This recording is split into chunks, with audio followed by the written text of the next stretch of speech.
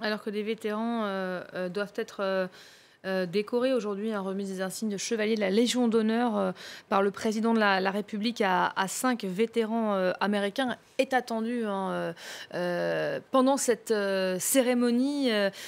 Isabelle Davion, on continue à décorer aujourd'hui encore, hein, Oui, je crois que c'est l'idée d'incarner, enfin c'est ce qu'on appelle l'histoire chaude qui est très tendance en ce moment. C'est quand même l'idée d'incarner des événements historiques qui, sans ça, finissent par être camouflés derrière leur charge symbolique. Et si on prend l'exemple du débarquement, avec ces cascades de chiffres, tous plus vertigineux les uns que les autres, on finit par en oublier que voilà, derrière, il y a des individualités. Et puis je crois que c'est ça que l'on veut souligner.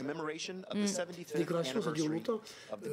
Maintenant, il n'y a plus de survivants de la Première Guerre mondiale, mais jusqu'aux années 90, on décorait parfois pour la première fois des poilus. Donc, vous voyez, Pardon, mais pourquoi en fait? voilà. Pourquoi ça prend autant de temps? Pourquoi étaler cela dans le temps?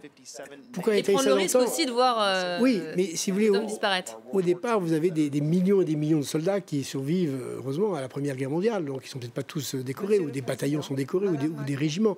Donc, effectivement, plus on avance dans le temps, moins il y a de survivants, plus ces survivants, si j'ose dire, Deviennent précieux. et c'est une façon de les honorer. La langue française est en train d'évoluer. On dit depuis le début des vétérans, qui est le mot évidemment anglo-américain. Nous avons un mot ancien combattant, mais c'est vrai qu'on dira plus facilement ancien combattant pour la Première Guerre mondiale et on prendra le mot américain vétéran pour la Seconde Guerre mondiale. Ce glissement est assez intéressant et il est relativement récent, ce glissement, dans la langue française.